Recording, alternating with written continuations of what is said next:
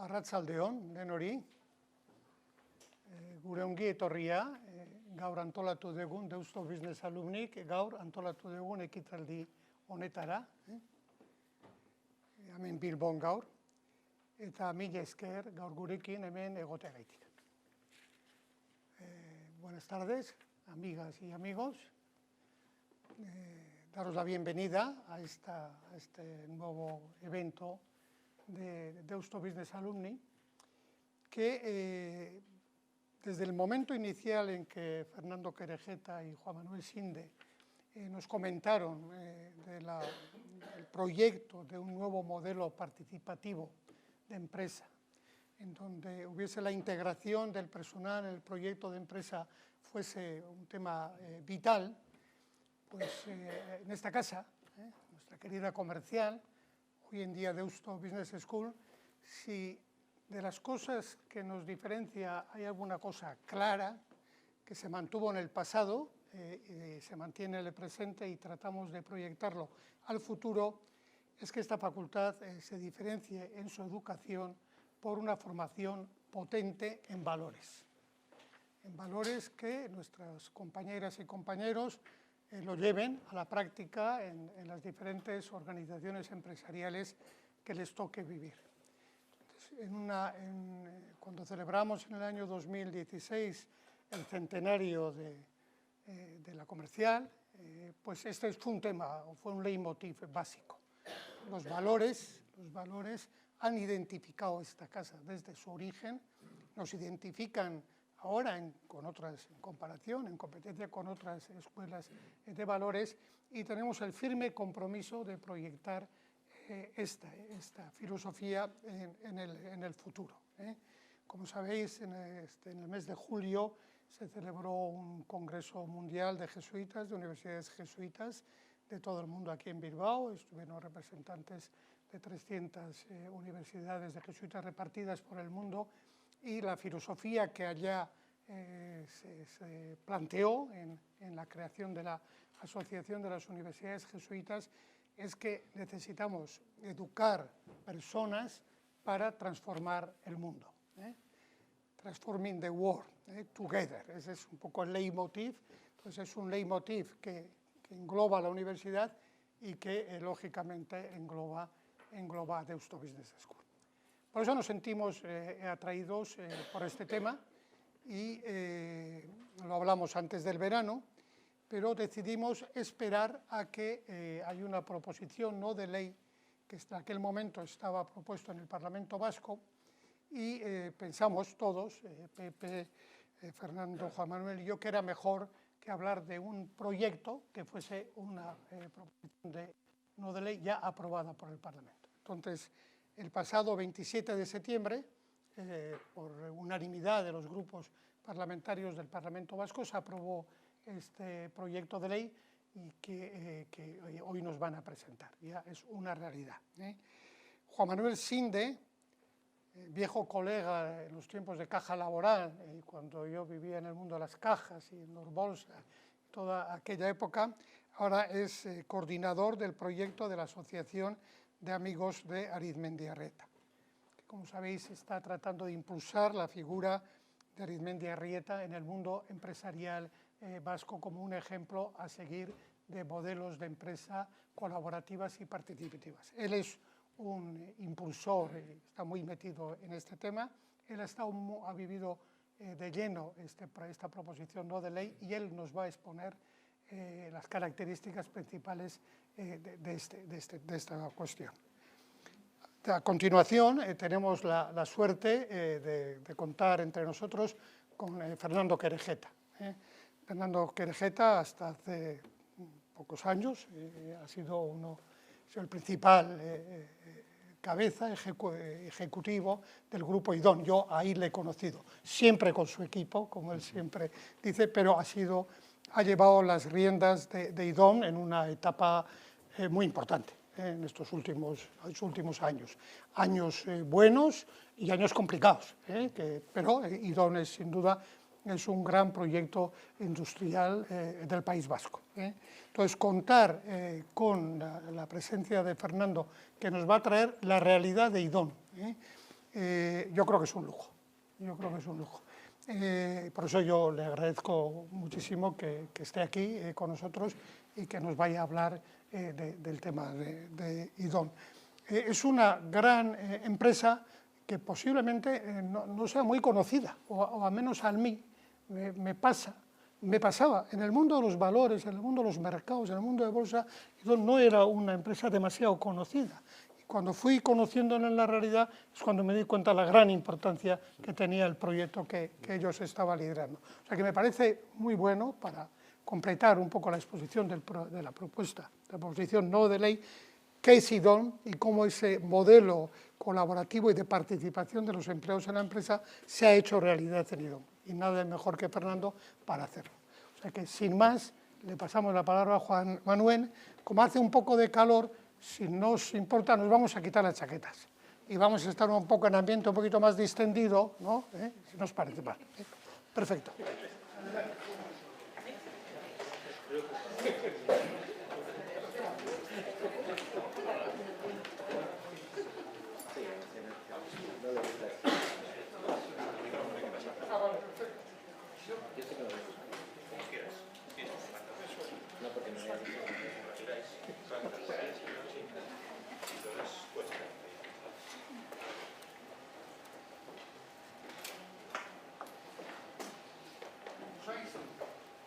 Casi todos los eventos del INI hoy en día son retransmitidos vía streaming, y que eso es muy importante, porque parte de la presencia de la gente que estáis aquí, pero también hay cada vez mucha más gente nos sigue a través del streaming. Eso lo hemos comprobado en los diferentes eventos que estamos realizando.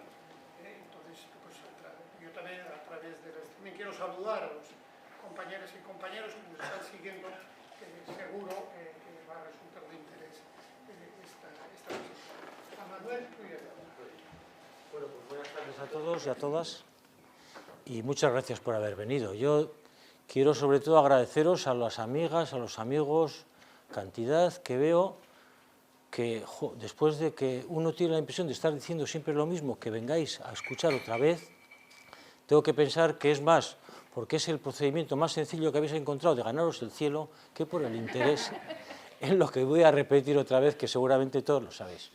Bueno, mi intervención va a dividirse en tres partes. Voy a empezar con dos puntos muy breves, uno diciendo cuál es la originalidad y el objetivo de lo que voy a explicar, cuáles son los elementos inspiradores en los que trataré de responder a una pregunta que me hace mucha gente, es ¿cómo habéis conseguido que todos los grupos parlamentarios del País Vasco y los de Navarra se pongan de acuerdo en algo? No vamos a decir en un modelo de empresa, sino en algo.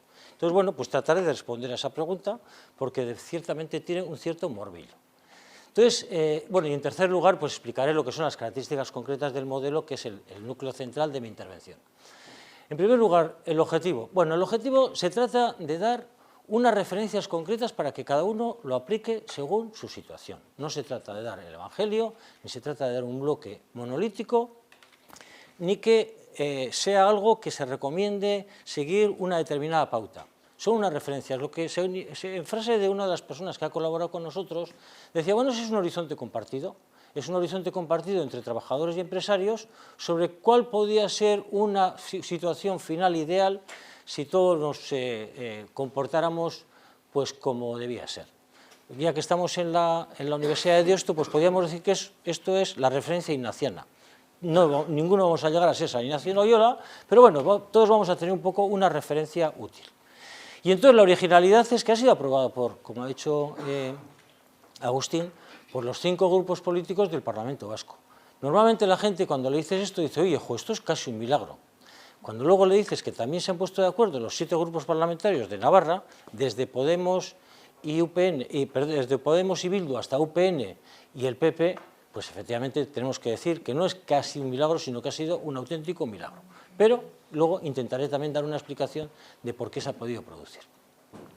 Antecedentes. Bueno, pues a mí me gusta decir que hay muchas personas, muchos grupos que han aportado, pero hay quizás 2 referencias que me parece que son obligadas. Una labor de reflexión interna vamos a decir, más fácil, que se ha hecho en el contexto de la Fundación Arizmendiarrieta, y luego una labor que ha sido la de contrastar con todos los grupos políticos, empresariales, sindicales, que ha hecho la asociación, que ha sido una labor ímproba en que ha habido que tener multitud de reuniones hasta llegar al consenso que hemos conseguido.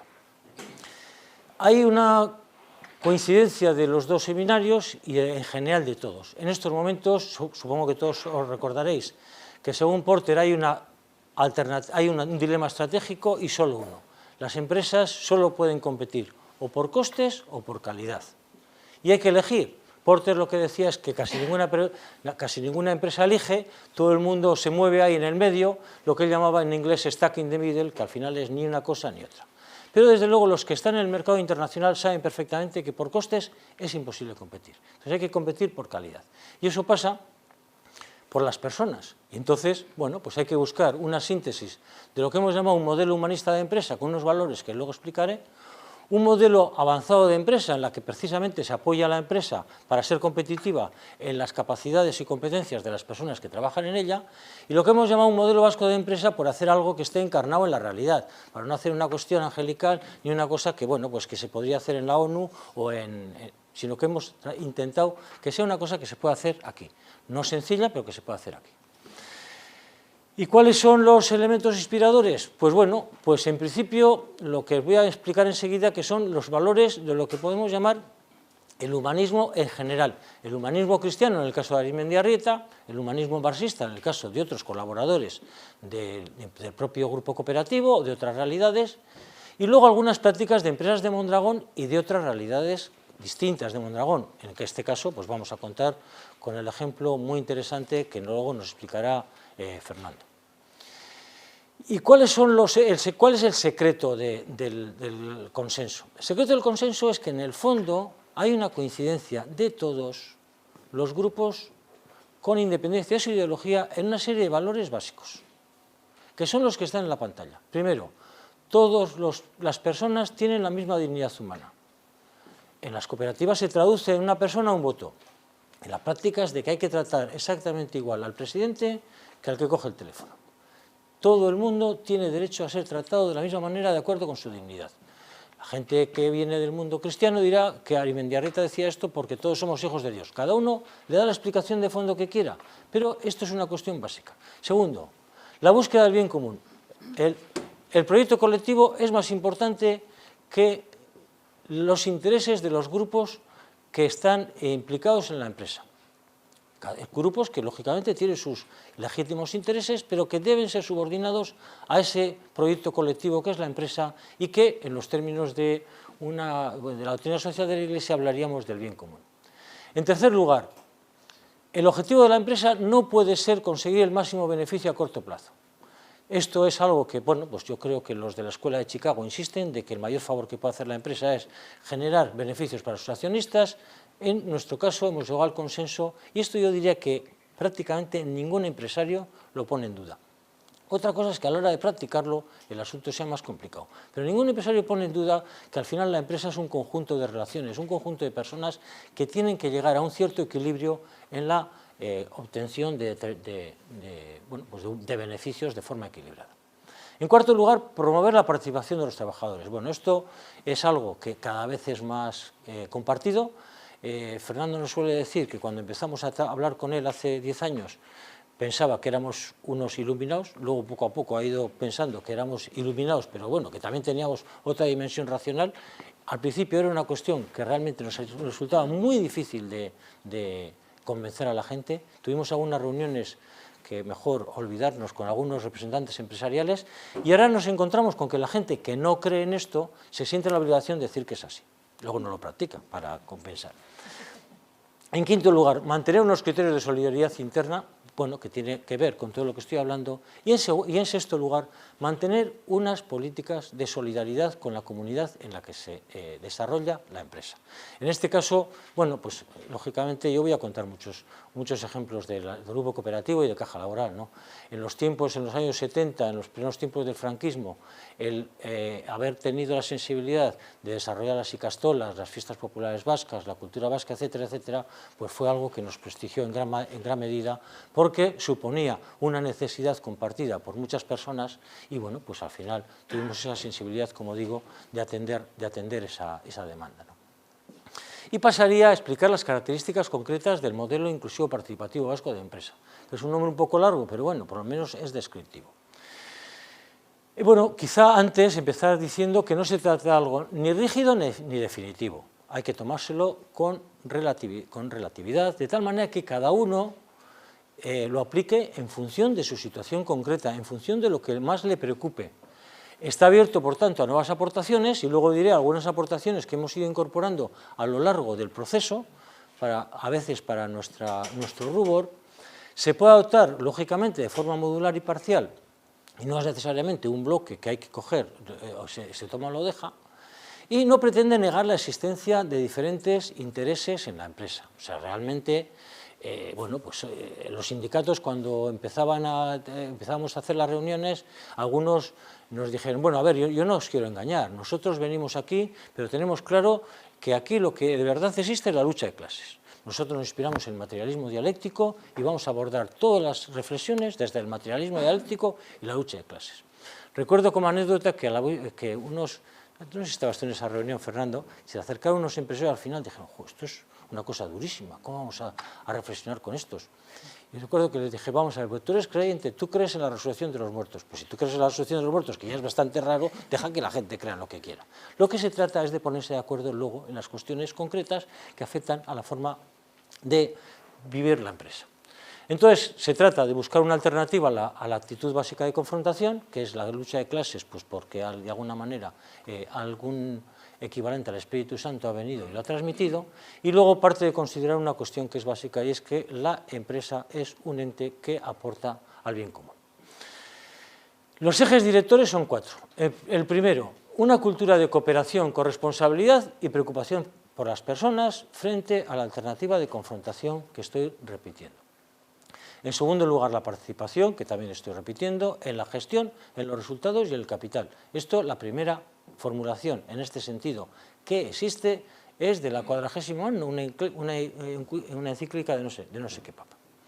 En tercer lugar, la prioridad de la sostenibilidad del proyecto colectivo sobre los intereses de cualquiera de los grupos de interés, frente a los legítimos intereses de unos y otros. Y en cuarto lugar, tener en cuenta las necesidades de la comunidad en la que se asienta la empresa, frente a la teoría de que hay que separar radicalmente la actividad empresarial y la responsabilidad social. Bien, y empezamos con las políticas concretas que corresponden a cada uno de los ejes. La primera, desde luego, después de dedicar mucho tiempo a oír a muchas personas, hemos llegado a la percepción de que la primera es la principal. Y si esta no funciona, seguramente no funcionará nada de lo que vamos a decir después, que es ganarse la confianza en base a una información sistemática, veraz y entendible. Sistemática, veraz y entendible. Hay un artículo 64 del Estatuto de los Trabajadores que dice que los trabajadores tienen derecho a esto, pero los empresarios normalmente no tienen sensibilidad y los sindicatos tampoco. Sin embargo, una cuestión muy recomendable para todos, si solo os queréis acordar de una cosa de mi intervención, acordaros de esto. La clave empieza por establecer una relación de confianza basada en una información, como he dicho, sistemática, veraz y transparente y entendible. Entonces, una referencia pues es informar a los trabajadores como a los accionistas, no como los miembros del Consejo de Administración que deben tener más información, pero por lo menos informar a los trabajadores como a los accionistas.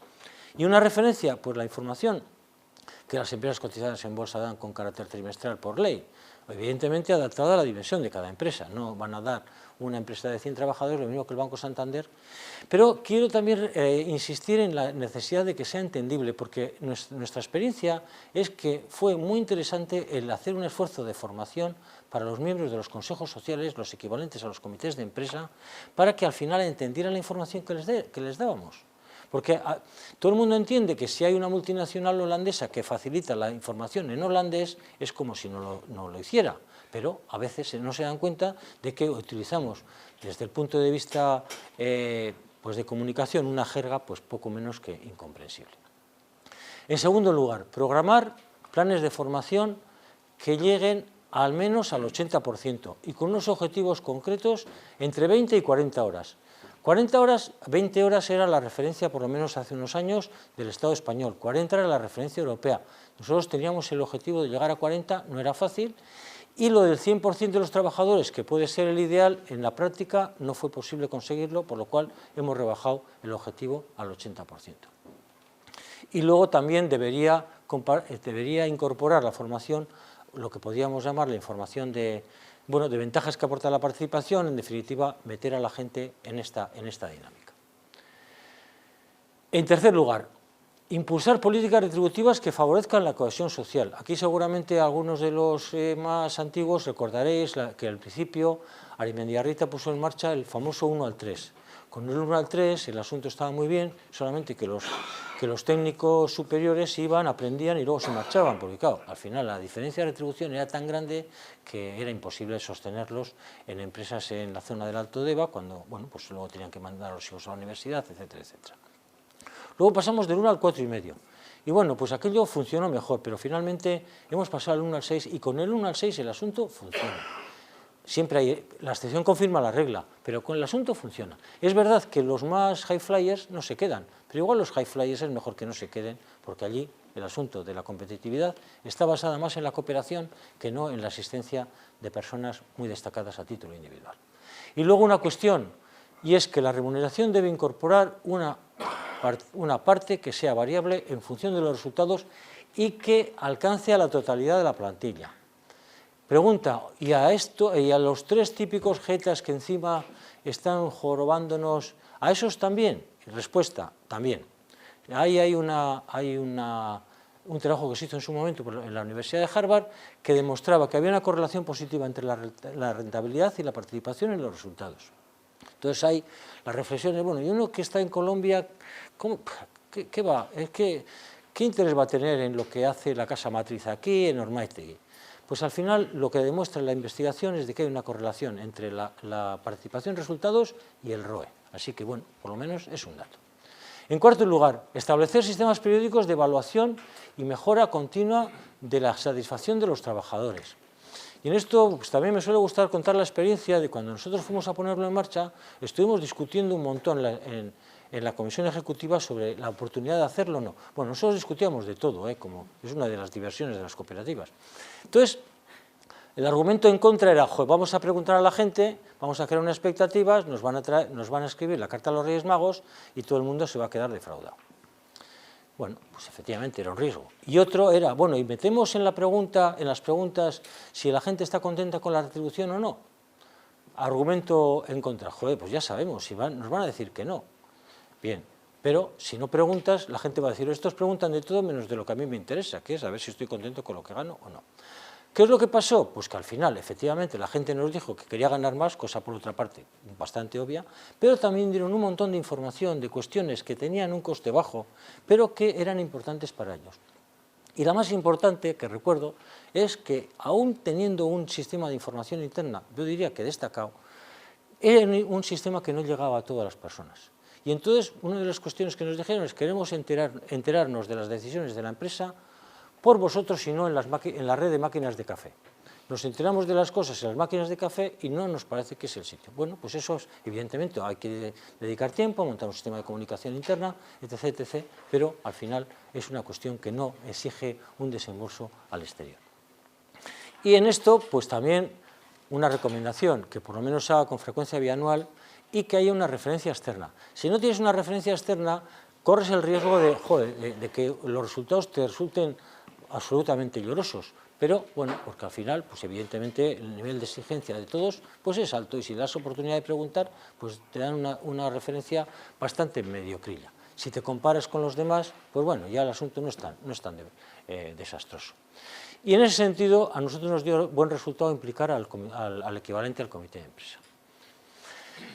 En quinto lugar, priorizar sin exclusividad la promoción interna estableciendo criterios objetivos de valoración del mérito. Bueno, esto es fácil de decir, a veces muy difícil de hacer, que se lo pregunten a los de las empresas familiares, a ver cómo los directivos de empresas familiares, a ver cómo consiguen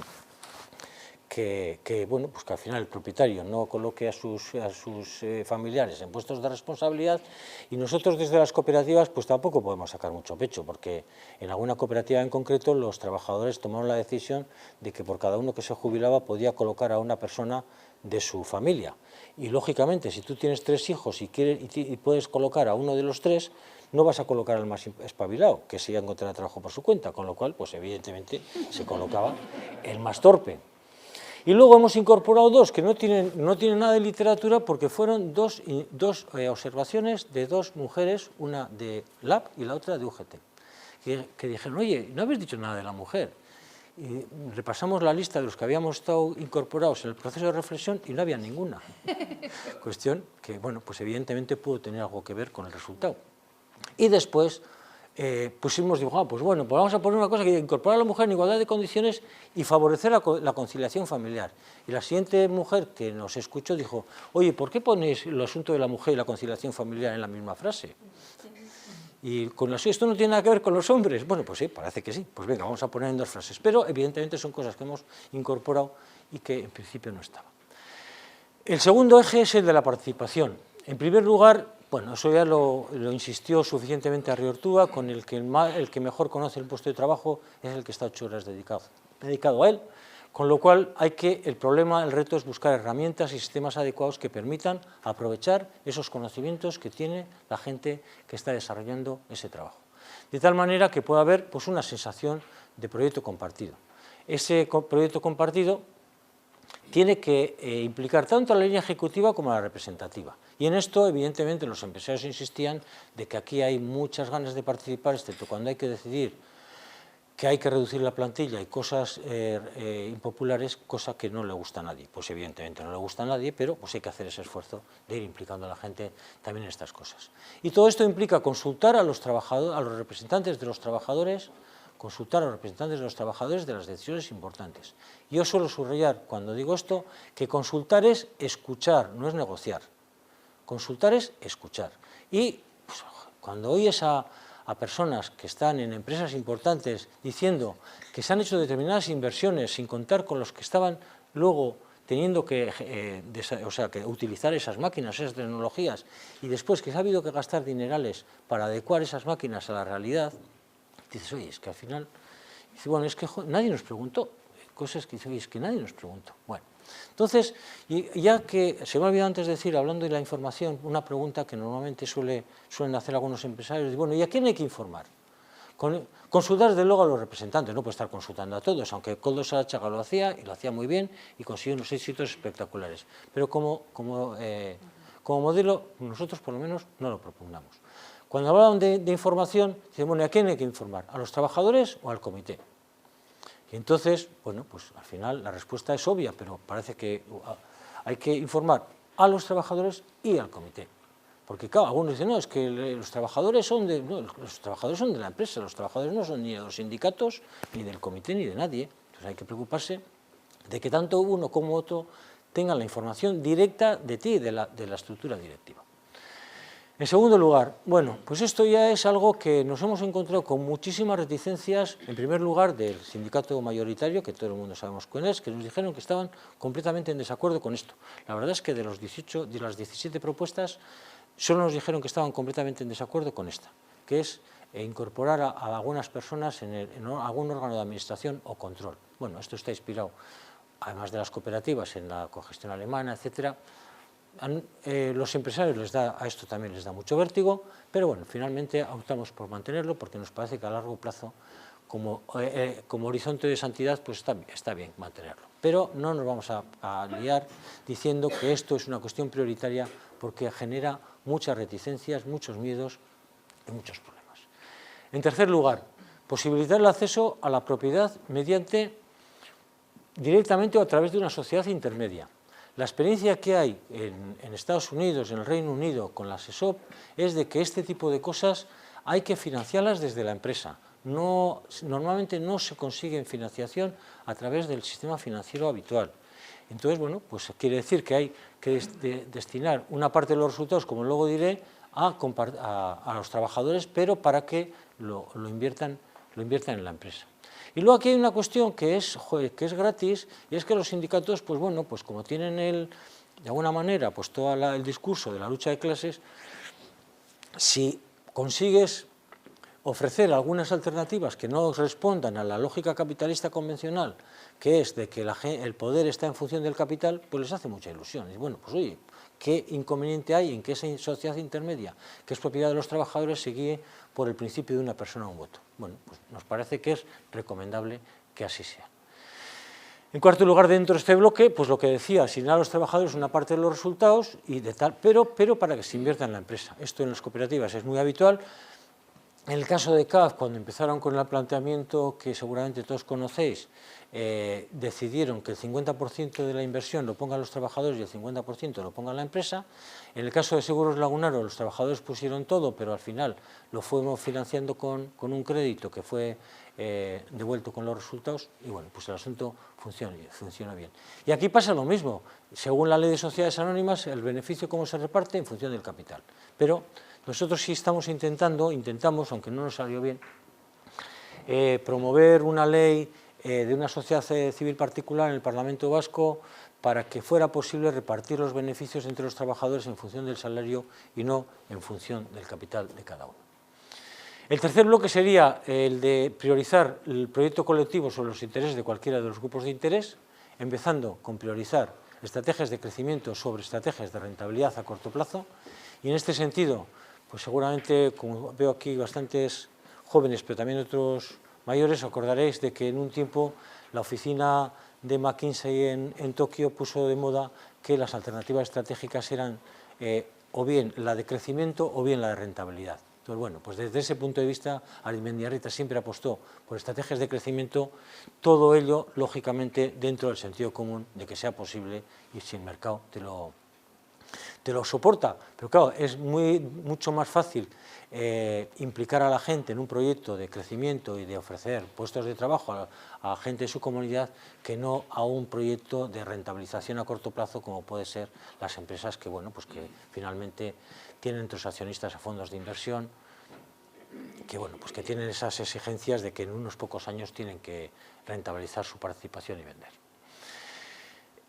Y además, bueno, esto es algo que muchas personas dicen, oye, pero eso es posible, desarrollar estímulos equilibrados para accionistas y trabajadores de forma simultánea.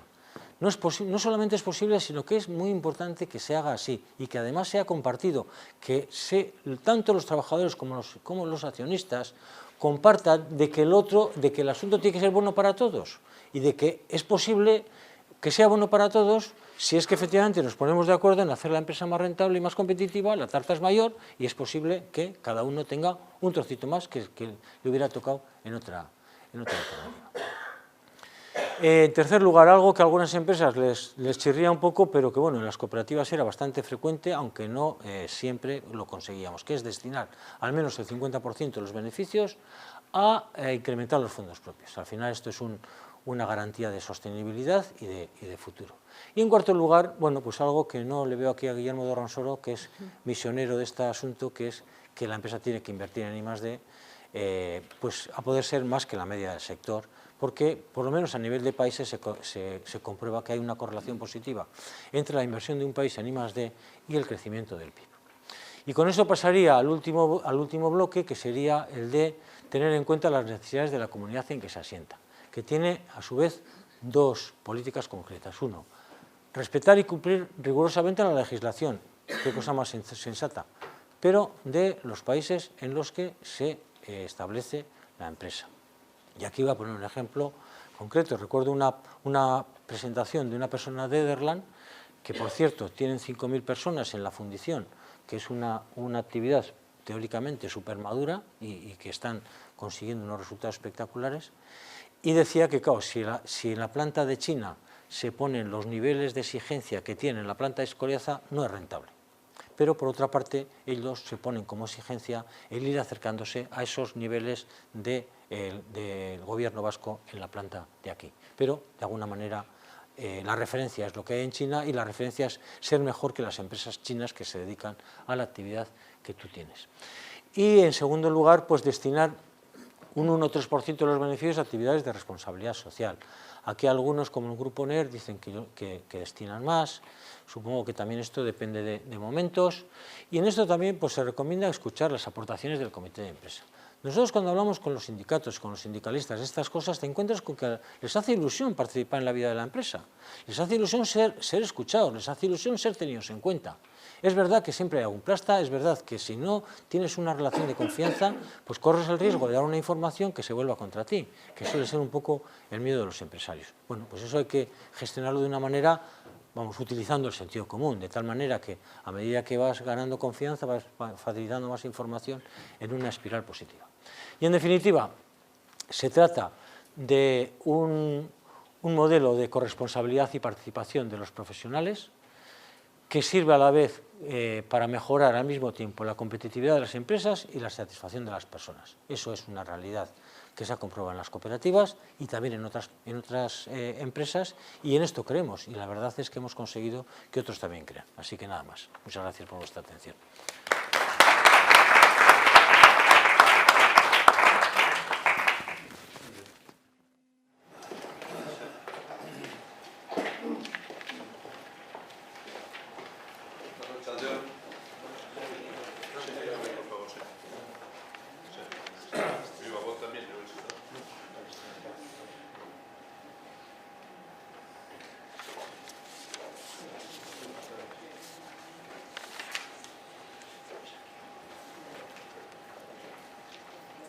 Veo que casi más de la mitad de los que estáis aquí conocéis IDOM casi mejor que yo. Así que no sé si invitar a la otra mitad a ver la oficina y a charlar allí y os evitáis esta chapa que os voy a dar. Pero bueno, pueden ser asuntos complementarios, ¿eh? Los que queráis ver la oficina podéis verla tranquilamente. Allí probablemente se vean más cosas de lo que yo hoy voy a presentar aquí. IDOM nace en el año 1957. Vamos a empezar por el final, que es hoy, ¿eh? Para eso tenemos un vídeo, es un poco comercial, habla de que se han hecho grandes cosas y tal, pero bueno, refleja la realidad, bastante bien la realidad de lo que hoy es IDOM.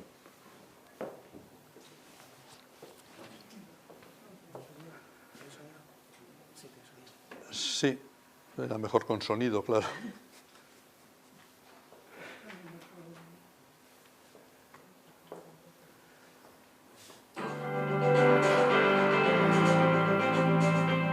A primera hora de la mañana, los rayos del sol bailan las cumbres volcánicas del archipiélago de Hawái, el hogar del DKIST, el telescopio solar MAN y sin precedentes. Un hito de la ingeniería cuyo domo de 22 metros de altura y 26 metros de diámetro ha sido diseñado y construido por IDOM. La misma firma que está diseñando el Mauna Kea Spectroscopic Explorer, una instalación desde la que se podrá analizar simultáneamente la luz de miles de estrellas para desentrañar los secretos de la formación del universo. Guiados por la luz del sol, sobrevolamos el Océano Pacífico hasta el extremo oriental del continente asiático, donde IDOM ha colaborado con las autoridades vietnamitas en su lucha diaria por solventar los problemas de movilidad y contaminación, realizando estudios y proyectos para los nuevos metros de Hanoi y Ho Chi Minh, así como para la regulación de los usos de la cuenca del río Nam Bum en Laos.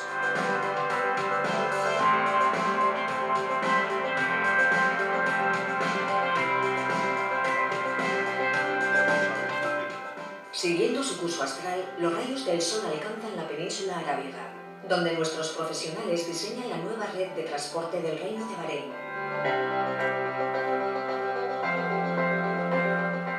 Y ejecutan otros proyectos de gran envergadura, como una de las mayores plantas de ciclo combinado del mundo cerca de Riad, o el que será el primer metro de la historia de la capital del Reino Saudí, uno de los transportes públicos más modernos y avanzados del planeta.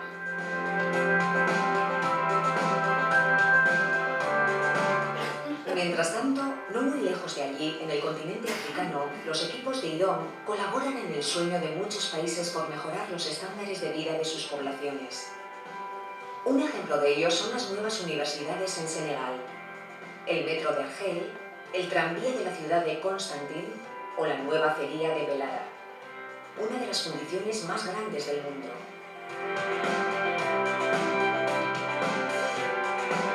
Al otro lado del Mediterráneo, en el corazón de Europa, IDOM ha diseñado y construido en Alemania, cerca de Bremen, un inédito banco de ensayos para aerogeneradores por encargo del prestigioso Fraunhofer Institute. Mientras este nuevo protagonista del sector de las energías renovables da sus primeros pasos en Cardarache, Francia, colaboramos desde hace un lustro en el diseño y la construcción de ITER, el macroexperimento que permitirá evaluar si la fusión nuclear es la fuente inagotable de energía con la que sueña la humanidad.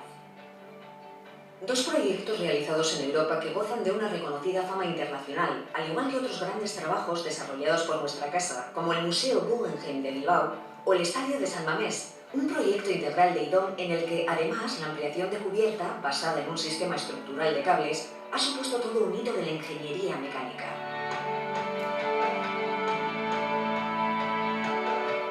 Dejando atrás la península ibérica, sobrevolamos el Atlántico en busca del amanecer en el continente americano, donde nuestros profesionales trabajan en grandes proyectos, como la remodelación del eje Alameda-Providencia, principal avenida de Santiago de Chile, el nuevo centro de convenciones de Lima, la modernización de la refinería de Talara, o el diseño de las infraestructuras que ocuparán los terrenos liberados por el antiguo aeropuerto de México. Labores de ingeniería y arquitectura también desarrolladas por IDOM en territorio estadounidense, como los diseños de la nueva planta que Mercedes-Benz está construyendo en Carolina del Sur, o la planta termosolar de Crescent Dunes en el desierto de Nevada. Una macroinstalación que transformará los rayos del sol en energía utilizable por el hombre. La misma luz que durante los próximos años será objeto de estudio del DKIST desde las cumbres del volcán Haleakala. Todos estos y muchos otros proyectos grandes y pequeños son fruto de la actividad de profesionales libres, asociados en una empresa común que goza de total independencia con respecto a cualquier grupo industrial o financiero. Un equipo de 3.000 profesionales que, movidos por su devoción al cliente y la pasión de afrontar cada día nuevos retos, está trabajando en los 5 continentes, con presencia en 125 países y repartidos en más de 40 oficinas por todo el mundo. Los mismos que seguiremos trabajando día tras día para ofrecer a nuestros clientes las soluciones más innovadoras con las tecnologías más avanzadas de nuestro tiempo.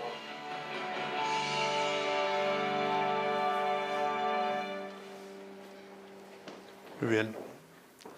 Lo que pretendía no era vender nada, obviamente, sino situar el tema, porque lo que voy a contar a continuación, igual podéis pensar que eso es muy fácil pues, en una pequeña oficina con unas pocas personas.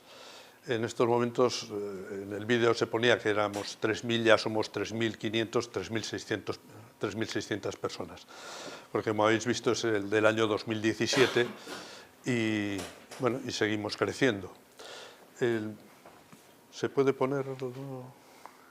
Sí. Me voy a apoyar en unas pequeñas transparencias. Sí. Perfecto, estaba ya previsto. Disculpa. Bueno, IDOM nace en el año 1957. Bueno, nace la actividad profesional de Rafael Escolà, que es el fundador, que empieza él solo a trabajar para un proyecto siderúrgico, lo que es ahora laminación de bandas, y a partir de ahí contrata primero a un ingeniero, Luis Olà Ortúa, y va creciendo paulatinamente hasta hoy. No os voy a contar toda la historia. Rafael Escolà era una persona, era soltero, tema muy importante para lo que contaré en algún momento.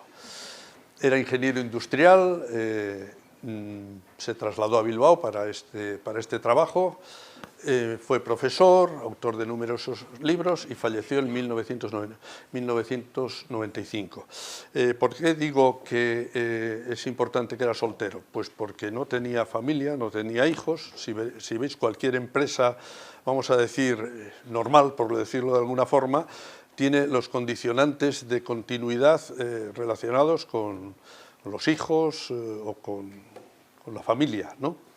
En este caso, él solo, su familia éramos nosotros, por decirlo así. Yo contacté con él, empecé a hacer unas prácticas en el año 1966, hasta hoy. Yo he pasado por todo en IDOM, desde estudiante que hacía unas prácticas, ingeniero pringao, ingeniero curioso, director de proyectos pequeños, mayores, director de oficina, director general, presidente, hasta hace un par de años escasos, y ahora sigo vinculado a IDOM. He dejado la primera línea de fuego, pero sigo vinculado, soy presidente de la Junta de Socios, consejero, y bueno, toda mi vida está en IDOM. A mí me suele hacer mucha gracia cuando oigo por ahí, para triunfar hay que saltar de empresa constantemente. En poco tiempo pues ya das todo lo que tienes en una empresa y tienes que saltar. Eso estuvo de moda una temporada, no sé si ahora. La persona que da todos esos saltos y aparece en IDOM, pues normalmente no entra. Bueno, la persona de IDOM, la persona de Rafael Escolá, me voy a parar un segundo, es clave, porque todo lo que voy a contar de valores emanan de su persona. Él era una persona soltero, como he dicho, con convicciones religiosas profundas. Creía en la necesidad de un comportamiento ético en la empresa. Él realmente no quería generar una empresa. Su afición era formar a jóvenes para que luego diesen el salto a una empresa normal, vamos a decirlo, ¿no? Entonces, la fundación de IDOM no es la fundación de una empresa, sino es el desarrollo de una idea y de unos valores que van creciendo poco a poco y se acaba convirtiendo ya en una organización, vamos a decir, muy parecida a las demás en algunos aspectos. Se creía en la obligación de formar a los jóvenes, y aquí hay una clave también que es muy importante. No quería dos partes, no quería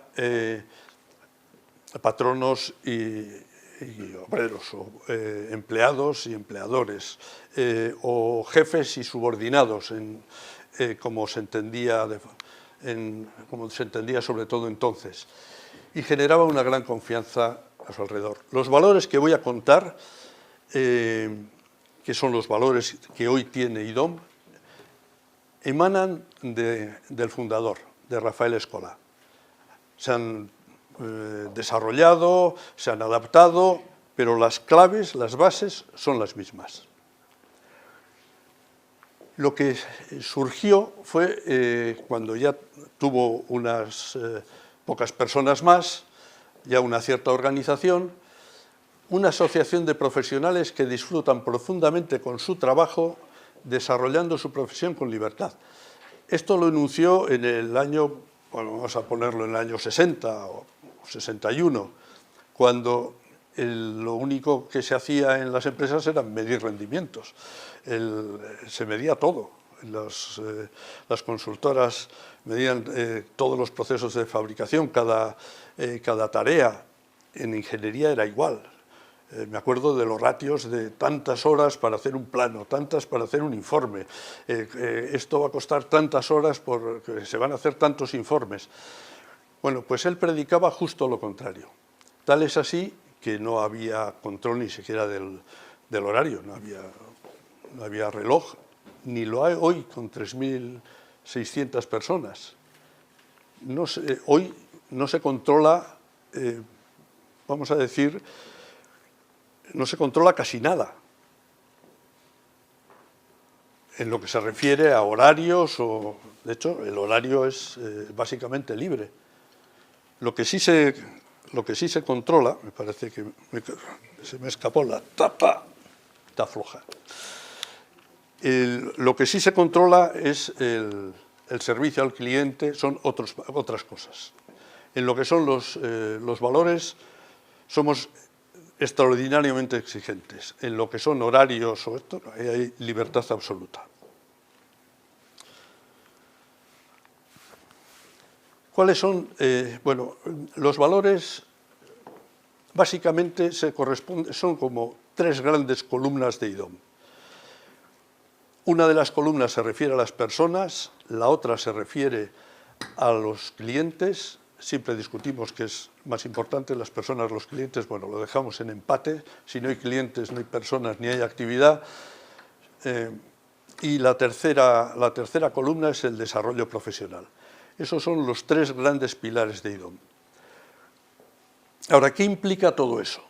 Decimos, las personas son la esencia. ¿Quién ahora no dice lo mismo? Lo dicen todos. Pero luego vamos a ver cómo se lleva a la práctica. Todas las personas son importantes, como ha dicho Juanma, desde el presidente hasta la última persona que ha entrado. Se requiere una atención personalizada. ¿Qué quiere decir esto? Bueno, pues que no hay personas anónimas que circulan por la compañía y nadie sabe si existen. Tiene que tener su jefe, su monitor, tiene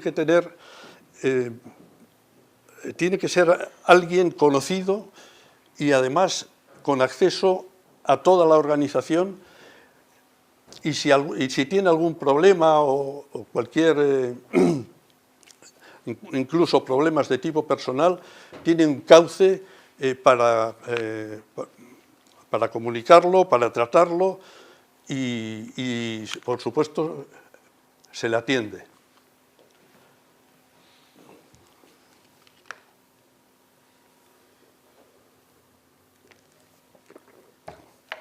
Como dice ahí, conocemos sus problemas e inquietudes. Tiene que haber una claridad en la situación profesional de cada uno, en todos los sentidos. La comunicación debe ser clara y veraz. Es algo que ha contado también Juanma. De todas formas, la clave, como también ha dicho él, es generar una general confianza entre todas las personas. Más que 3.500 personas, estáis pensando, pues una organización de 3.600 trabajadores. No. Son 3.600 personas que son, luego hablaremos de la propiedad, pero son propuestas de socios. O sea, son personas que en algún momento, de alguna manera, pasado un tiempo, tienen la opción, y una opción próxima, lo razonable es que sean socios. Somos compañeros en un organigrama tremendamente plano. Los despachos están, bueno, hay muy poquitos, con las puertas abiertas. Se trabajan en salas abiertas, donde se ven las caras, se trabaja en equipo. Lo que se pretende de alguna forma es que haya una relación de amistad entre todas las personas. Es decir, eso es imposible. Bueno, eso decíamos nosotros también cuando éramos, de hecho os voy a contar una pequeña anécdota. Cuando llegamos a tener 100 personas, Rafa Escola dijo, esto ya es, esto no se puede controlar. Vamos a hacer 2 grupos de 50, porque le parecía que realmente 100 se le escapaba de las manos. Entonces tenía 2 personas que podían ser directores y organizó la empresa para que cada grupo tuviese un director. Cuando fuimos creciendo siempre tuvimos la duda o la preocupación de si seríamos capaces de mantener los valores básicos con este crecimiento, si íbamos a poder llegar a ser 200 personas, 300, 500. Cada vez que dábamos un paso de crecimiento, nos planteábamos si íbamos a ser capaces de mantener los valores. Pues os puedo decir que al día de hoy, con 3.600 personas, los valores están absolutamente vigentes y no tiene límite. La cuenta es muy clara. Si tenemos un equipo directivo absolutamente convencido, que practica los valores, de en primera línea de 10 personas, que a su vez tienen cada uno de ellos pues 20 personas y replican en los mismos conceptos que estoy hablando, y tenemos ya 200 personas convencidas. Bueno, pues se mueven toda la organización, no hay ningún problema. El problema siempre lo tenemos, en todo caso, en la cabeza.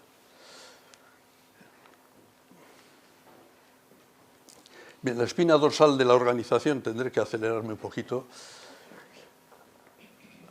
es la confianza. Nosotros, si tenemos algún problema de cara a futuro, si alguna duda podemos tener en qué es lo que pasará en el futuro, si nosotros mantenemos el clima de confianza, no tenemos ningún problema. Nuestro talón de Aquiles podría ser la pérdida de confianza. Cuando nosotros nos plantean, por ejemplo, pues la compra de una empresa, ¿no? Dicen, oye, ¿por qué no compráis ahora que están baratas, en la época de crisis, y tenéis algo de dinero, ¿por qué no compráis una unidad? Nosotros podemos comprar, lo hemos hecho en Estados Unidos, una pequeña unidad para aterrizar allí, o en Inglaterra. Pero una pequeña unidad quiere decir de una unidad de 30 personas, algo asumible, porque lo que no ponemos en riesgo son los valores. Si tú compras como alguna vez ocurre en el mundo cooperativo, no somos una cooperativa, tenemos puntos en común y diferencias, ¿verdad? Tú compras una unidad importante y tienes dos opciones. Una, no hacerle socios, ya tienes dos partes. Unos son socios y otros no. O incorporarles como socios, con unas culturas diferentes, con un estilo diferente de empresa. Nosotros eso lo tenemos, diría que prácticamente vetado. Ni saldremos a bolsa, porque somos dueños nosotros de nuestros actos y de nuestro futuro, ni compraremos. Esto lo suelo decir al final con la boca pequeña, porque ya se sabe que cuando uno dice una cosa rotunda acaba pasando lo contrario, pero no creo que sea este el caso, Muy bien, la espina dorsal de la organización, como decía, es la confianza. Básica es la honradez, problemas compartidos, se trabaja mucho en equipo, no somos lobos solitarios. Las personas enseguida tienen una responsabilidad individual, pero la tienen que resolver ellos. Pero si tienen problemas o si quieren comentar cualquier cosa, hay un clima de trabajo en equipo que, bueno, lo defino como que no hay lobos solitarios, porque eso es tremendamente amargo. Veracidad por todas partes y todas las personas tienen acceso a toda la organización. Quiere esto decir, por ejemplo, que el teléfono del presidente está en red con toda la organización. Al presidente le llama el que quiere. Normalmente la gente es disciplinada y pregunta si está, no está, y tal, pues, pero tiene acceso directo, o sea, sin secretarias. Mi número es el 666-61456 y está al alcance de la persona que está en México, que está en Madrid, que está en Sevilla o que está en la planta de abajo. La propiedad está abierta a todos. Bueno, esto podría suponer una conferencia entera, ¿no? Pero bueno, lo voy a simplificar. Como he dicho antes, todas las personas que entran en IDOM entran en principio para ser socios. Nosotros no contratamos personas para que trabajen una temporada y se marchen. Los que se marchan se van porque la actividad no les resulta complicada, porque no ven un progreso profesional y se estancan o por lo que sea, pero solo por eso. El esquema, lo voy a simplificar bastante. Nosotros actuamos como sociedades anónimas. Una sociedad anónima cabecera y sociedades anónimas en Inglaterra, en Estados Unidos, en España. Bueno, hay 4 o 5 sociedades anónimas que forman un grupo con una cabecera. Las acciones de la cabecera son propiedad de una sociedad civil particular, en la que los socios somos todas las personas de IDOM que han accedido a la propiedad. En estos momentos hay 747 personas propietarias, es decir, hombre, de 3.000 y pico, bueno, es que hacen falta un mínimo de 10 años de antigüedad para acceder a la propiedad. Entonces, muchas personas, bueno, todas el resto, porque lo normal es que cumpliendo el plazo de estancia, si la persona continúa en IDOM un tiempo en el entorno de los 10-12 años, accede a la propiedad, no la compra, sino se reparte el incremento de valor de IDOM en una de las partes, más o menos la mitad, se reparte entre todas las personas, proporcionalmente a su retribución, entre todos los socios, entre los antiguos y los que se han incorporado el último año. De las 700 y pico personas que comento que son socias, el último año se incorporarían 150, otras el año anterior, eso se va acumulando, de tal forma que el reparto de un año, el reparto quiere decir nominal, no es que no se maneja dinero, sino que se nomina esa parte de las reservas, del incremento de reservas, se nomina entre las personas que en un determinado año son socias. Bueno, ahí queda. Muy bien. ¿Qué hacemos con los resultados? Los resultados se reparten en varios bloques. Uno es la llamada retribución variable en función del rendimiento. Otra parte se reparte proporcionalmente a todas las retribuciones indiscriminadamente, independientemente del rendimiento, un poco algo parecido a lo que ha dicho Juanma. Y luego hay una parte que es el rendimiento a los propietarios, a los que tienen una participación en el valor de un tanto por ciento de lo que permanece en IDOM, como una especie de rendimiento de su aportación. Si queréis hacer alguna pregunta sobre esto, porque en esto suele interesar bastante, pero...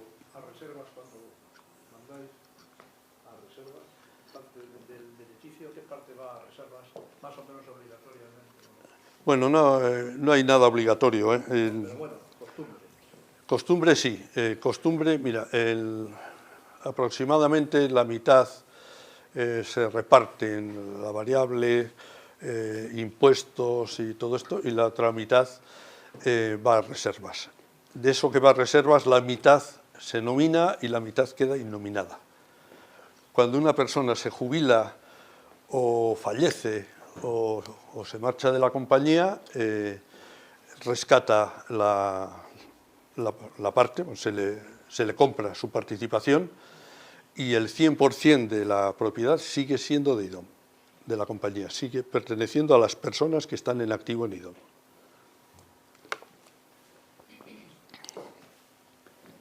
Algunos nos dicen, bueno, el buen ambiente de trabajo que tenéis,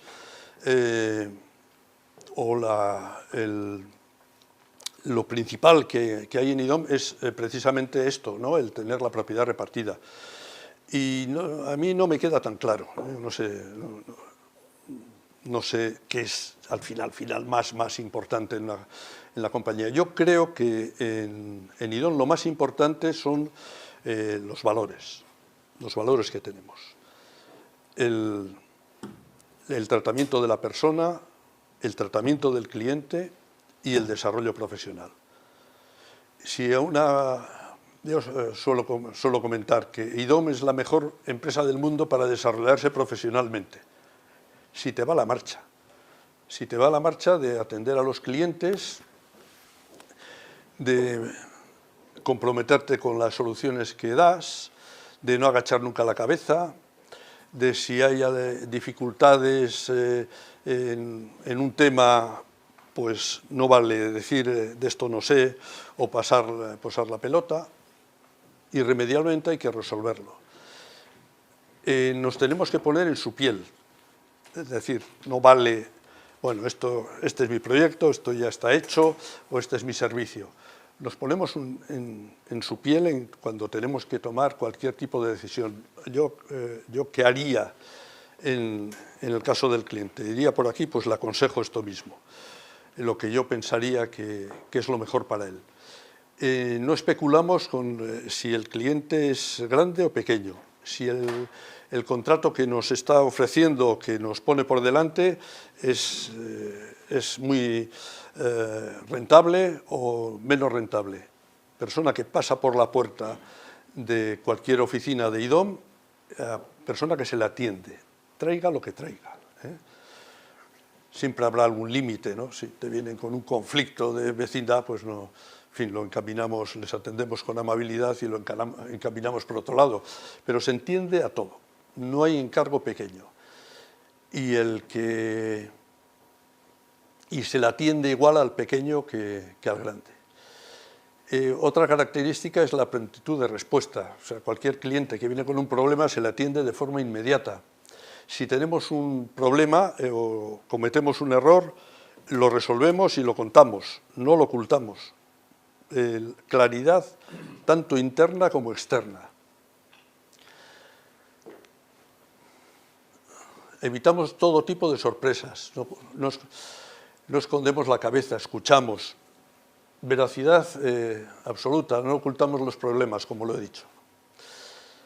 Voy a seguir pasando porque si no me voy a pasar del tiempo y me van a reñir. Y el otro gran pilar, el objetivo fundamental de la asociación, es el desarrollo profesional y humano de las personas que componen. Amplia delegación. Yo, en cuanto entré en IDOM, me encontré con la dirección de un proyecto importante prácticamente solo. Solo, quiero decir, sin jefes, quiero decir, más solo que la una. Eso es una formación tremenda, tremenda. Encontrarte con la realidad de la vida, de los problemas, nada más salir de la escuela. Dices, bueno, algo romperás, no, hombre. También alguien estará vigilando responsablemente de lo que pasa, ¿no? La transmisión del conocimiento debe ser fluida y es obligación de los más experimentados enseñar a los más jóvenes.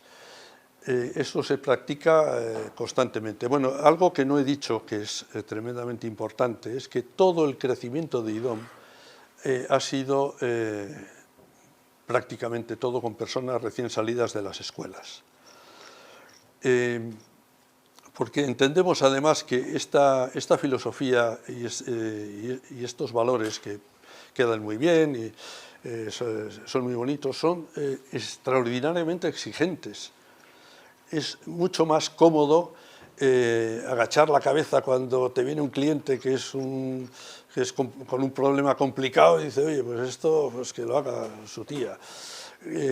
Incluso internamente es mucho más cómodo no decirle a alguien que no va bien, que su camino pues, profesional anda flojete, es mucho más cómodo agachar la cabeza, le subo el 3% y vas bien, muchacho. Y luego pegarle un susto, igual. Los sustos están absolutamente prohibidos, de tal forma que si una persona, por ejemplo,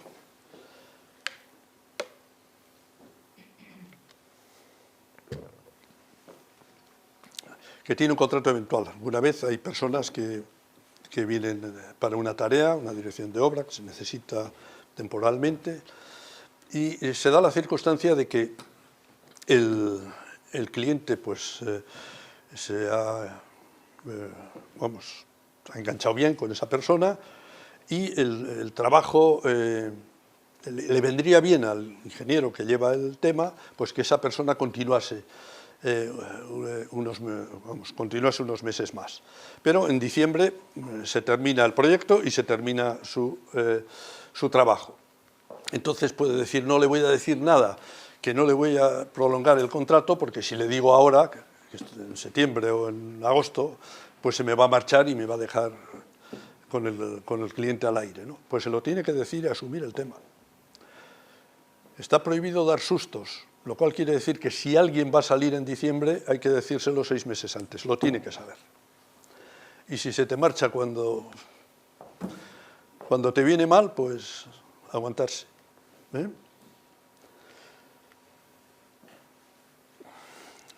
Bien, bueno, IDOM mantiene una actitud abierta al entorno, respeta a los contratistas, suministradores, a los competidores, siempre hablamos bien de la competencia, y si no queremos hablar bien, pues no decimos nada, pero nunca hablar mal de nadie. Actuaciones que son importantes, pues tratamiento de las personas próximo y directo. No hay departamento de recursos humanos, primero porque el nombre no nos gusta y segundo porque para llegar a todas las personas tiene que ser por la vía de los jefes. Es decir, todas las personas están a la vista de la organización. Lo que he dicho antes, que un problema de cualquier persona que esté en cualquier sitio tiene que llegar, y llega además a la dirección general rápidamente, en 2 saltos. Entonces, para eso hay que llegar a todas las personas por la vía de los jefes operativos. Además, hay otra razón, y es que la vida profesional pues depende no depende de un staff, sino depende de la organización de producción, ¿no? Se fomenta el trabajo en equipo, gastamos lo que no está escrito en fomentar las relaciones formales e informales. Como he dicho antes, pretendemos que haya un clima de amistad, por lo tanto, organizamos todo tipo de eventos, reuniones, trabajos cruzados, para fomentar el que las personas se conozcan físicamente, porque bueno, es clarísimo que cuando 2 personas se llaman por teléfono, si se han visto en algo, no tiene nada que ver la conversación, porque si no son personas que no se ponen cara. No tiene nada que ver la conversación. Entonces, bueno, pues todo eso se cuida. En su momento, cuando Rafa Escolà pues lanzó las ideas básicas que he comentado, pues no parecía nada evidente. Pensamos seriamente que eso iba a ser que íbamos a no ser competitivos, porque si la competencia miraba pues todos los ratios de producción y nosotros no mirábamos nada, ni siquiera controlábamos las horas, pensábamos que podía ser una carga económica que tendríamos que asumir si podíamos, pero que iba a ser una carga económica. Nos convencimos que era nuestra mejor ventaja competitiva, que el cliente enganchaba mucho más fácil, el trabajo, el objetivo de hacer el trabajo, no hacer el trabajo bien, no se trata de, lo decíamos muy a menudo, no se trata de hacer un gran proyecto, sino de, además de hacer un buen proyecto, dejarle al cliente, al terminar, dando saltos de alegría. Bueno, termino enseguida. Todo esto que he comentado, yo supongo, lo habréis oído, leído, escuchado,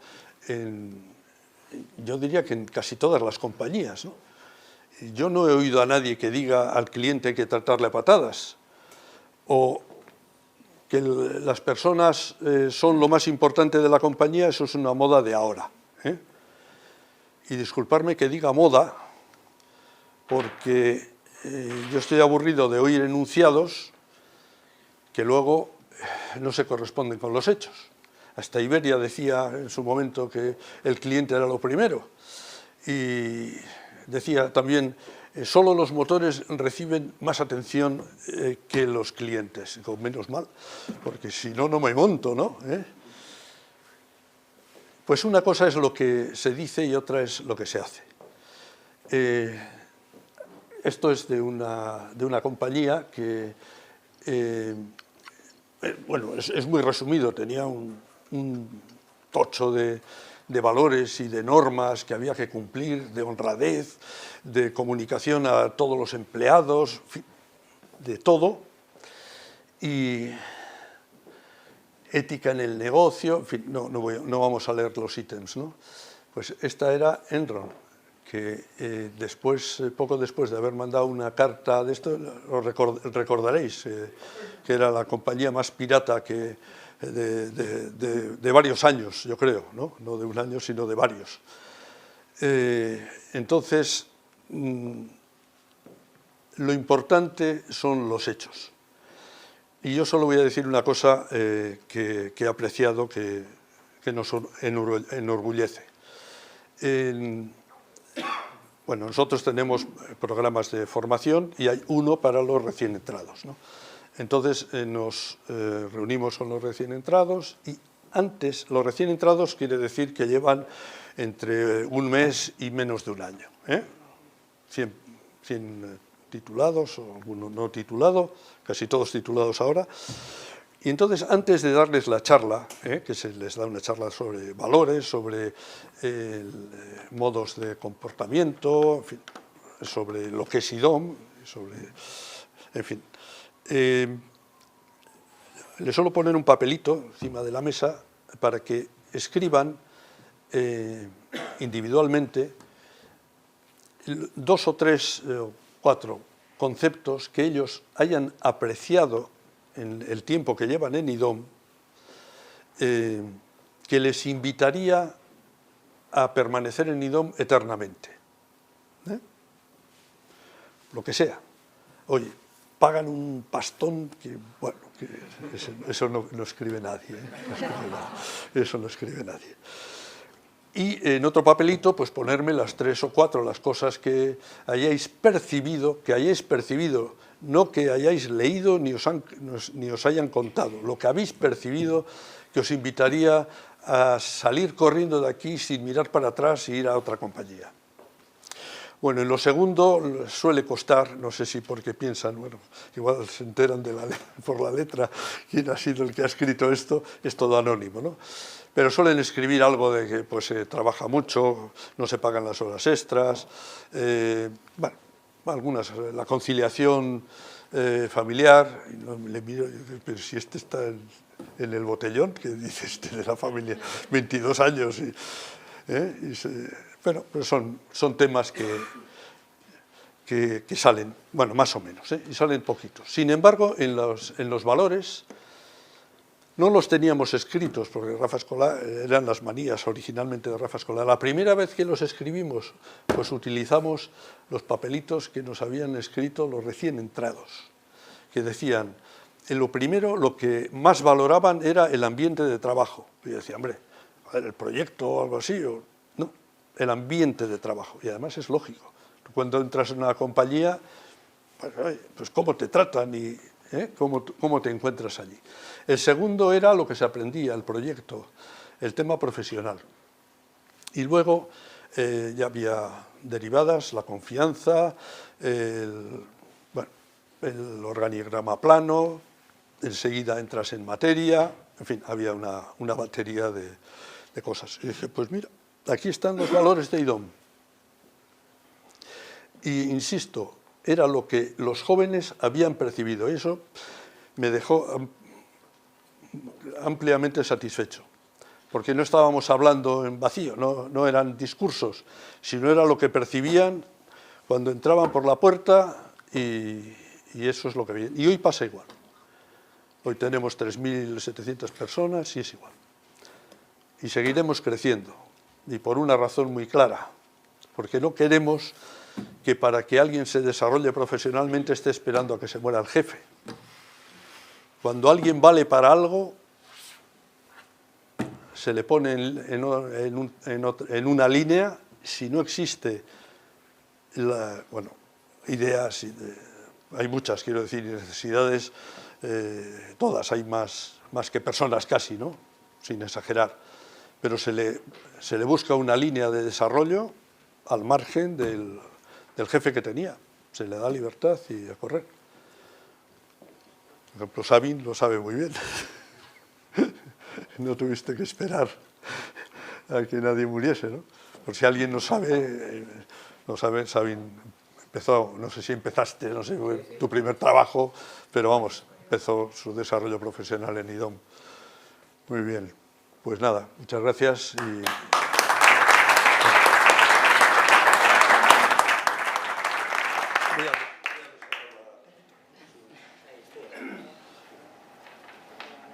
La verdad es que ha sido una gozada escuchar a los dos, una experiencia vital. Fernando, lo que se lleva, que uno expresa cuando lo ha vivido, pues eso sí, cuando uno lo ha vivido y lo expresa, pues el convencimiento de haberlo, de ser una cosa que lo has vivido, pues tienes que mucha fuerza. Yo creo que tenemos tiempo para abrir el coloquio, o sea que tenéis la palabra vosotros, tenéis la posibilidad de estas dos unas intervenciones, ampliar, tocar algún aspecto que os interese, que rompe el fuego.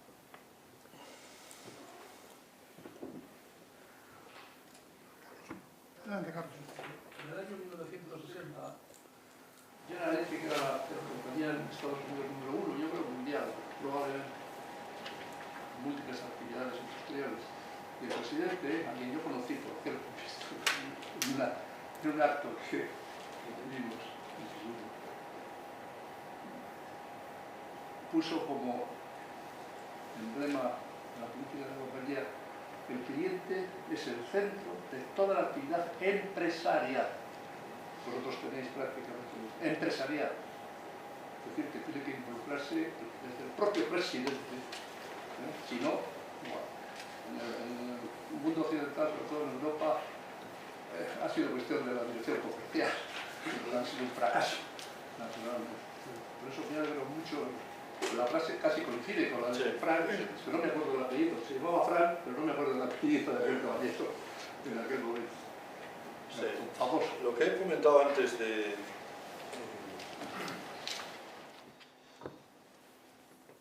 que lo importante es lo que se hace. Claro, yo cuando escucho que lo más importante de la compañía son las personas, ahora se oye en todas partes. Sea cual sea la compañía, todo el mundo lo dice. Me parece muy bien que se diga. Ahora, ¿cuánto tiempo luego dedica el presidente a las personas? ¿Está él abierto a escucharlas? Cuando hay un conflicto, le dice: oye, tú, Matías, dile al de Recursos Humanos que vaya a resolver esto. Perdona, porque afortunadamente no tienes recursos humanos. Yo creo que es un elemento afortunadamente positivo. Ese ente, generalmente, son los más tontos de la compañía, sean los que disponen de la carrera profesional. Sí. Sí, claro, exactamente. Y el presidente, yo supongo que se dedicará a lo que le parece más importante de la compañía, ¿no? La gran oferta, la gran negociación, aparece el presidente, seguro. ¿Y las personas? Si has enunciado que es lo más importante, ¿ya te dedicas? Ahí voy a ser generoso, tengo mis dudas. Dudas bastante generalizadas. A mí me gustaría añadir un dato, y es que en el mundo de los servicios está bastante comprobado que hay una correlación entre la satisfacción de los clientes y la satisfacción de las personas que los atienden. Entonces, si tú quieres, en una red amplia sobre todo, que los clientes estén bien atendidos, tienes que preocuparte de que las personas que los atienden estén razonablemente bien atendidas. Eso por una parte.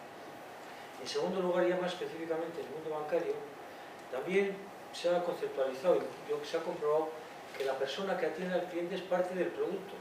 Es decir, que la percepción que tiene el cliente de lo que está recibiendo, al final la cuenta corriente, el fondo de inversión, etcétera, que es más o menos estándar, depende en gran manera de la persona que está atendiendo. O sea que al final el cliente y la persona que lo atiende es un universo que hay que gestionar conjuntamente. Más comentarios.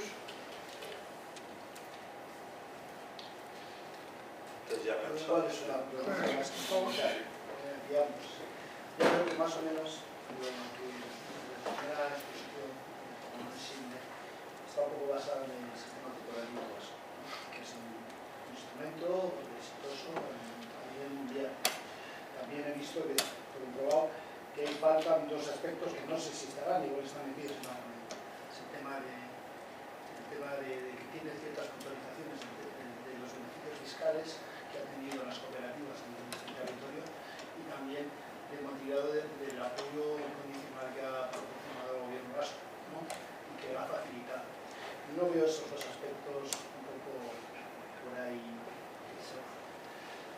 Al hilo también, igual es una reflexión.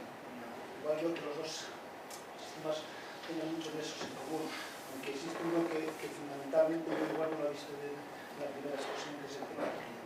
¿El tema? El cliente. Sí. El cliente como eje fundamental, aunque puede ser que sea uno de los grupos de interés que hay. Bueno, nosotros en el aspecto impositivo y eso somos No, una sociedad anónima. No, bueno, eso igual los pongo porque lo he visto, ¿no? Pero a fin de cuentas, de todas estas reflexiones que veo, esto también, todo este sistema está basado en un histórico que hemos tenido, donde ahora mismo la coyuntura antigua no evolucionaba tanto. En 10 años evolucionaba un poco. Ya nos encontramos una coyuntura en que en 2 años esto cambia. Y nadie sabe dónde. Estamos en unos escenarios donde la productividad cada día es mayor, el aumento de las tecnologías nos lleva a una deshumanización de las empresas, por lo que dicen los expertos, ¿no? Entonces, mi pregunta es esa, ¿cómo encajar eso? No ahora, sino dentro de 10 años, donde puede ser que esta vorágine de crecimiento tecnológico, sabemos a dónde va a desembocar.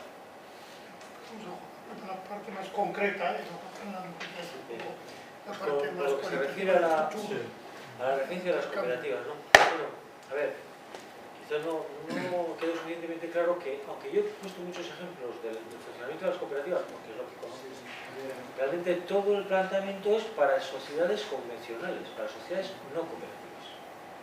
Todo era para sociedades no cooperativas. Y en cuanto a las ventajas de las cooperativas, pues yo creo que tanto una como, sobre todo lo de los beneficios fiscales es objetivo. Lo del apoyo incondicional del gobierno vasco, yo quiero pensar que también otras empresas importantes del país han tenido otro apoyo similar. Pero bueno, en cualquiera de los casos, lo de los beneficios fiscales, insisto, es objetivo. Parece que en ese asunto los empresarios de Guipúzcoa durante muchos años estuvieron explicando el éxito de las cooperativas por las ventajas fiscales, hasta que se dieron cuenta que además de las ventajas fiscales había también otra serie de cosas que se han puesto a copiar en sentido positivo, quiero decir. Aquí Disculpa, no creo que tan solo sea el único que el éxito de las cooperativas sea los beneficios fiscales. Cuidado, si lo he dicho se me entiende, no, pero es una ha sido por otras motivaciones mucho más amplias que eso. Vamos un poco a la parte más general del futuro. El futuro, pues, en fin, yo abandoné mi oficio de profeta hace tiempo, ¿no? Pero yo estoy convencido de que nos afectará positivamente. Nuestro desarrollo, desde hace 61 años, es siempre, de alguna forma, avanzando con la tecnología, avanzando con toda la sociedad. Yo supongo, bueno, la industria 4.0, pero estará al servicio de las personas. O sea, y habrá robótica, pero al servicio de las personas. Seguirá habiendo personas. El día que nos sustituyan los robots, pues bueno, que va a ser muy aburrido, me parece. Pero yo creo en que seguirá habiendo personas con otros conocimientos, con otras habilidades, pero dominando la tecnología que haya en cada momento. Y en ese sentido no tiene por qué haber en lo que son nuestros valores ninguna diferencia con lo que hoy somos. Yo creo que seguirá, la persona seguirá siendo importante, la incorporación de nuevas personas al proyecto seguirá siendo importante. Yo no veo fantasmas. En todo caso, nuestro poder de adaptación, insisto, llevamos 61 años. Hemos estado cambiando constantemente. Hemos pasado crisis, lo que no está escrito. La última, yo cuento la última, pero anteriormente pasamos a algunas crisis más dolorosas. En todo momento hemos tenido el respaldo de todas las personas. No sabéis lo agradable que es, en fin, ponerlo entre comillas si queréis, y cuando hay una dificultad, por ejemplo, que no nos llega el dinero para pagar la nómina de la paga extra próxima, salir una vez más a contar las cuentas. Nosotros contamos absolutamente todo, lo que se contrata, lo que se gana, lo que se pierde, las intenciones.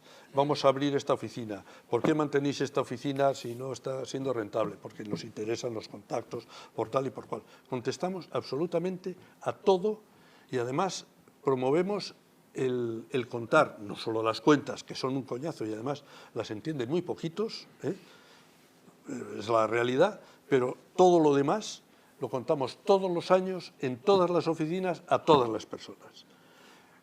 Y contestamos a todas las preguntas. En la época de crisis nos preguntaban, oye, ¿va a haber trabajo para todos? Pues no. Aquí va a haber que prescindir de las personas eventuales porque es que no va a haber trabajo. Vamos a intentar recolocarlos, tal. Oye, no sabéis el nivel de aceptación, de agradecimiento incluso por ser claros que hemos tenido en todo momento.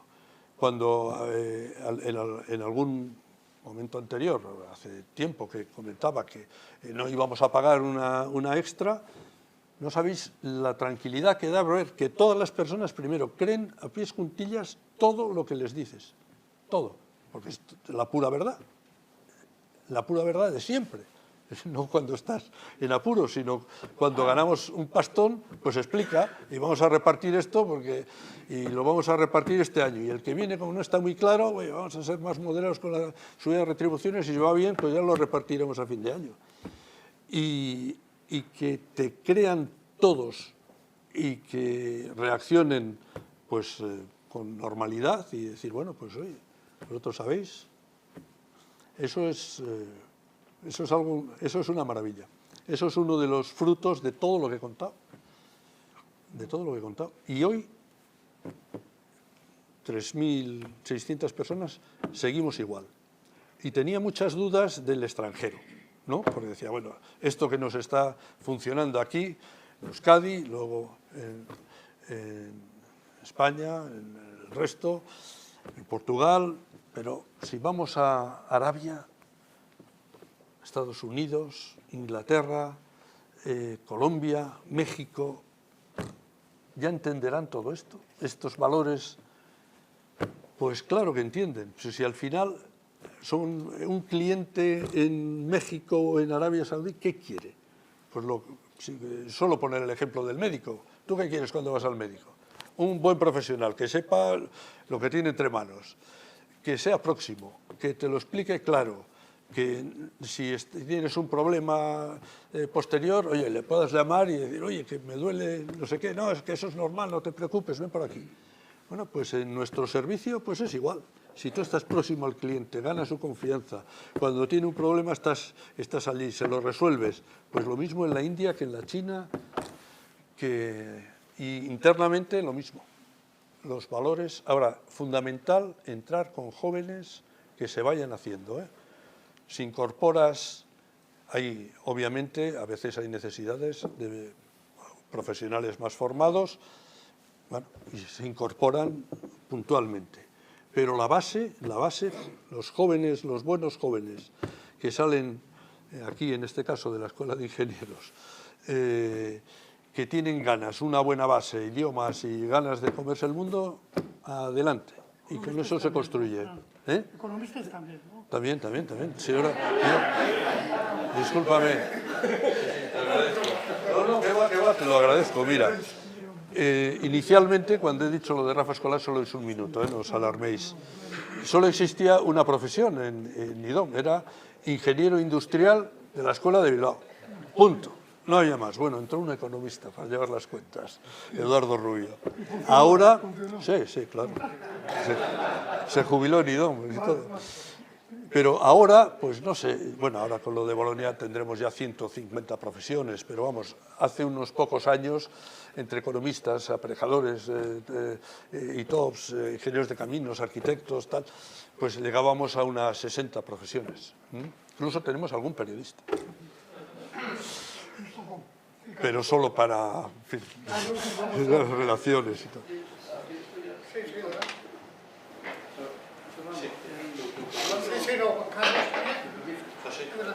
Hablando en términos de rentabilidad, vuestro modelo en estos 60 años y en términos acumulados, hablemos de ROE, de Return on Equity, en estos 60 años, comparado con las compañías que siguen el modelo tradicional capitalista, inversión, capital, trabajo, ¿cómo ha ido? O sea, ¿cuál es vuestro benchmark? ¿Cuál ha sido, desde el punto de vista, yo acepto, me ha parecido magnífico las relaciones, pero la pasta.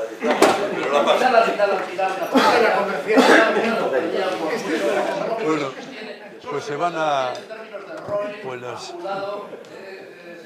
se van a romper las paredes, pero nuestro objetivo principal no es ganar pasta. No lo es. Eso es una consecuencia que afortunadamente hemos tenido resultados positivos desde la fundación. Desde la fundación. En términos comparativos, bueno, en toda la historia es complicado comparar porque ha habido empresas que han desaparecido. Yo te puedo decir que en los últimos años nosotros hemos pasado la gran crisis en resultados claramente positivos y con un cierto crecimiento. Otros se han fusionado, han hecho operaciones complejas, vamos a decir, de compra-venta y los resultados han sido, desde mi punto de vista, claramente peores. Ahora, nuestros resultados, Rafa Escolaya me dijo, oye, si quieres forrarte tienes que ir a otra compañía. Aquí puedes vivir decentemente, ganarte tu dinerito, pero vete a donde un contratista si quieres tener una explosión de pasta en un momento determinado, ¿no? Esto es más profesional. Ahora, para estar en unos resultados sostenidos de un 7-10% de las ventas, de toda la actividad, pues bueno, pues habrá habido algún altibajo, pero en un buen nivel. Comparado con la competencia, yo creo que estamos bien. Yo creo que estamos bien. Aparte de que lo que gana la competencia es bastante complicado de enterarse, pero bueno. No nos preocupa demasiado. Vizcaya yo creo que es un icono. No digo para que no La invitación a ver la oficina sigue abierta, a ver si es verdad lo que he dicho. Yo, bueno, primero felicitaros por las intervenciones que me han parecido muy buenas, la verdad. Y luego también felicitaros por el camino emprendido, porque yo creo que es un hito, como ha dicho Juanma al principio, partir de donde estábamos. También es verdad que nuestra sociedad es una sociedad muy comunitaria, es una sociedad donde es más fácil que estos principios salgan que en otros lugares del mundo. No es casualidad que el movimiento cooperativo haya nacido en Euskadi, no es el cooperativo industrial y luego que ha ido transformándose hacia los demás.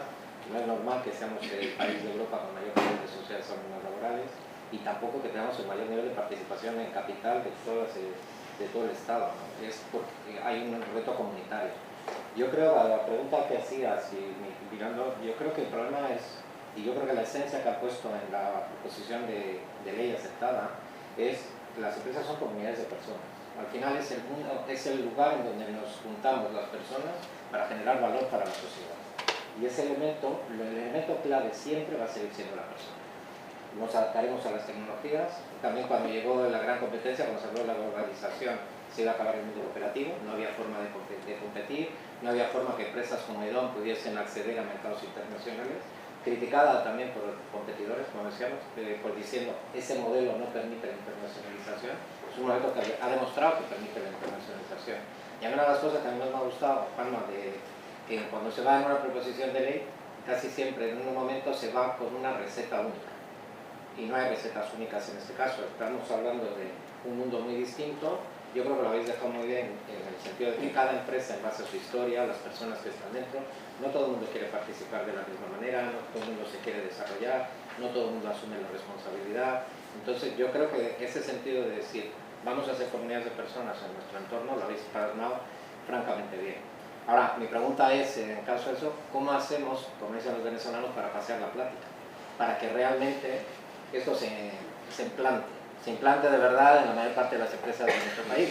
Sabes que es como consultor es una obsesión permanente, que como decía Fernando, de palabra, todos estamos de acuerdo, yo por aquí todos vamos a decir que te compramos el verso, pero luego a la hora de hacerlo en la empresa es muy difícil, y no solo por la dirección, sino también por los trabajadores, muchas veces más por los trabajadores que por la propia dirección. Hombre, personas convencidas en empresas nuevas lo pueden poner en marcha, igual que sí. en su día Rafa Escolar, o empresas en dificultades. Una empresa en marcha que vaya bien y tenga unos dueños, pues es muy complicado. O se cambia la cabeza de los dueños, no hay más. De abajo arriba no va a funcionar. Ahora, generando ambiente, pues bueno, todas las cosas acaban cambiando, incluso las mentalidades de las personas, poco a poco. Es más fácil en organizaciones nuevas o en apuros, ¿no? Vamos a Juanma también, para que le conteste a Xavi.